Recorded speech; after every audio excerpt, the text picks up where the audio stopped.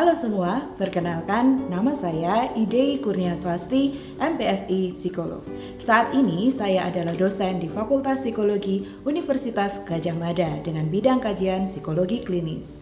Pada video kali ini kita akan membahas mengenai stigma dan gangguan mental. Sebenarnya ada banyak stigma yang masih melekat pada gangguan mental di masyarakat. Nah, kira-kira warga kampus bisa membedakan antara mitos dan fakta tentang ini nggak ya? Langsung kita tanyakan saja yuk.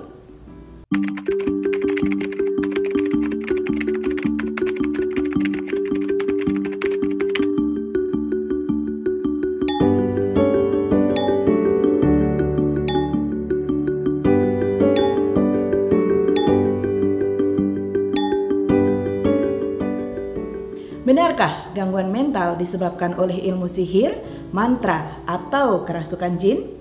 Pernyataan ini merupakan mitos. Faktanya, gangguan mental adalah hasil dari gangguan pada fungsi otak kita.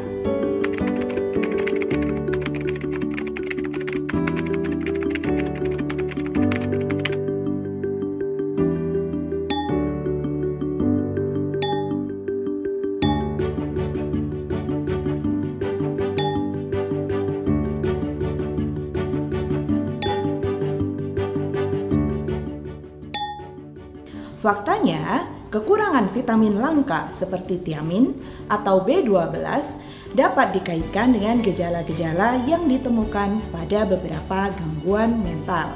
Akan tetapi, makanan yang kita konsumsi tidak menyebabkan gangguan mental. Jadi, pertanyaan tersebut adalah mitos ya.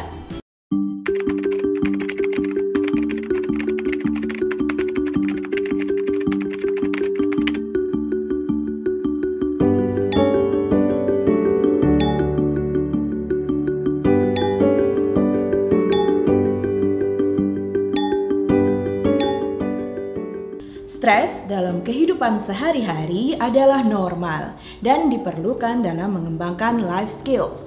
Namun, bagi orang yang memiliki stres parah dan menetap, seperti orang yang tinggal di zona peperangan, stres tersebut dapat menjadi salah satu sebab kerentanan terhadap gangguan mental.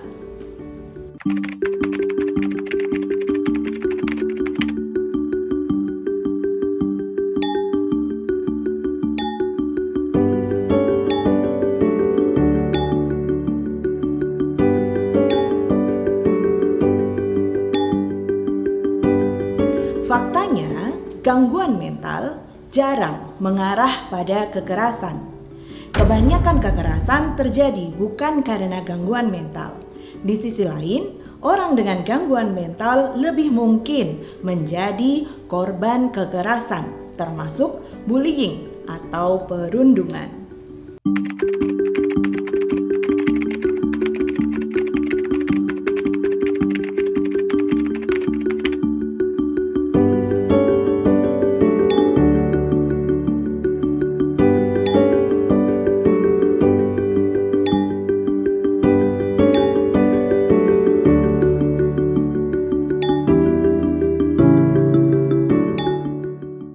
Jelas sekali pernyataan bahwa dengan gangguan mental tidak seharusnya memiliki hak yang sama sebagai warga masyarakat merupakan pernyataan yang keliru. Semua orang yang memiliki gangguan mental punya hak asasi dan sosial yang sama dengan orang lain. Memiliki gangguan mental bukan merupakan alasan untuk menurunkan nilai seseorang. Baik, setelah membahas beberapa mitos tadi, sebenarnya apa sih perbedaan antara mitos dan stigma? Mitos adalah cerita yang digunakan untuk menjelaskan sesuatu yang tidak kita ketahui. Narasi-narasi inilah yang berkontribusi pada stigma terhadap orang-orang yang memiliki gangguan mental. Sedangkan definisi stigma sendiri adalah label negatif terhadap orang-orang dengan gangguan mental. Kira-kira stigma ini macamnya bagaimana sih? Apakah memiliki dampak yang buruk atau malah positif? Kalau dampaknya negatif, bagaimana cara mengurangi atau melawan stigma? Semua pertanyaan ini akan kita bahas satu persatu ya. Stigma dapat kita bagi menjadi dua, yaitu self-stigma dan juga public stigma. Self-stigma dapat diartikan sebagai sikap negatif dari masyarakat yang diinternalisasi ke diri sendiri. Sebagai contoh, orang dengan masalah mental mendapat stigma bahwa pergi ke psikolog atau psikiater dianggap sakit mental yang tidak dapat kembali sembuh. Sehingga orang dengan masalah mental menganggap bahwa dirinya selamanya akan mengalami gangguan mental.